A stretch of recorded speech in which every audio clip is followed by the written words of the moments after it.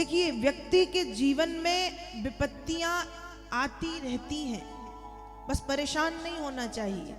एक के बाद एक, जैसे सुख के, जैसे मैंने आपको एक दिन बताया था, जैसे हमारे घर में अतिथि आते हैं, गेस्ट आते हैं, वो लंबे टाइम के लिए नहीं आते, 2-4 दिन रह के चले जाते हैं। ठीक वैसे ही व्यक्ति के जीवन में जब परेशानियां आती हैं तो वो लंबे समय के लिए नहीं आती, आती हैं फिर जाती हैं, आती हैं फिर जाती हैं, आती हैं फिर जाती हैं। इसलिए परेशान नहीं होना चाहिए। आज हमारे जीवन में छोटी छोटी सी परेशानियां आती हैं तो हम बहुत ज्यादा दुखी होके बैठ जाते हैं। हमको लगता है कि हे भगवान, हमसे ज्यादा दुखी तो दुनिया में कोई दूसरा है ही नहीं। भगवान कृष्ण के जीवन में बचपन से क्या, जन्म के साथ परेशानियां आ गई। हम और आप अस्पताल में, घरों में जन्म लेते हैं, पैदा होते हैं, पर भगवान कहाँ पैदा हुए? कारागार में, जेल में। और पैदा हुए नहीं कि गोकुल पहुंचे, 6 दिन के थे, पूतना आ गई, फिर सक्टासुर, तृणावर्त, अघासुर, बकासुर, कागासुर, प्रलंबासुर, धेनुकासुर, न जाने कितने असुर। असुरों ने तो सताया, सुरों ने भी सताया, देवताओं ने भी सताया है। कल आपने सुना था, ब्रह्मा जी ने सताया, इंद्र ने सताया, फिर कालिया का मान मर्दन, 7 वर्ष के थे तो गिरिराज जी को उठा लिया।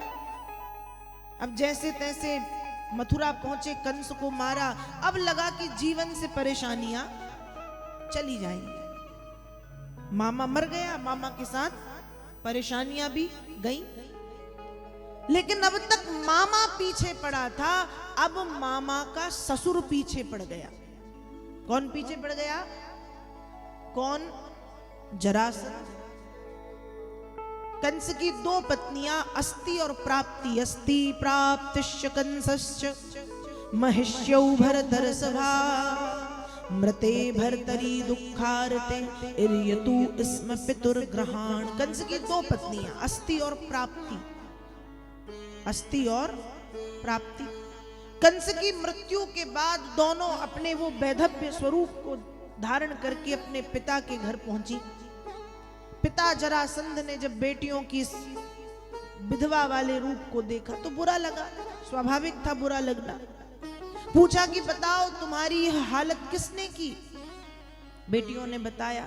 अब जरासंध ने जैसे ही भगवान का नाम सुना, क्रोध आ गया और अपनी बेटियों से कहता है, चिंता मत करो, उस कृष्ण को बांध करके तुम्हारे सामने लाऊंगा और समाप्त कर दूंगा। और जरासंध ने भगवान के ऊपर 17 बार 23 अक्षौहिणी सेना लेकर के आक्रमण किया और 17 बार भगवान ने जरासंध की 23 अक्षौहिणी सेना को परास्त किया, हरा दिया। यहां भगवान जरासंध को हराते रहे और यहां इसी समय कालयवन नाम का म्लेच्छों का राजा, इसने भी भगवान के ऊपर आक्रमण कर दिया। पर भगवान पहले से तैयार थे। भगवान ने बलराम जी से कहा कि भैया, यदि हम जरासंध से युद्ध करने में लगे रहे और मान लो पीछे से कहीं कालयवन ने आक्रमण किया तो हम क्या करेंगे? इसलिए समुद्र के तट पर कुछ पृथ्वी लेकर के अपने परिवार के जनों को भगवान ने वहां भिजवाया, द्वारिकापुरी का निर्माण करवाया। सारे परिवार के लोग द्वारिका चले गए। मथुरा में सिर्फ भगवान है और यहां कालयवन ने आक्रमण किया। कालयवन की भगवान से कोई शत्रुता नहीं है, बस कालयवन को यह पता है कि कृष्ण हमसे ज्यादा बलवान है, हमसे ज्यादा शक्तिशाली है। और कालयवन ने भगवान पर आक्रमण कर दिया। जब कालयवन ने आक्रमण किया तो भगवान भागे हैं प्रवर्षण गंधमादन पर्वत पर। और गंधमादन पर्वत पर भगवान के परम भक्त मुचकुंद श्री विश्राम कर रहे थे। भगवान गए, अपना पीतांबर मुचकुंद को ओढ़ाया और स्वयं छिप गए।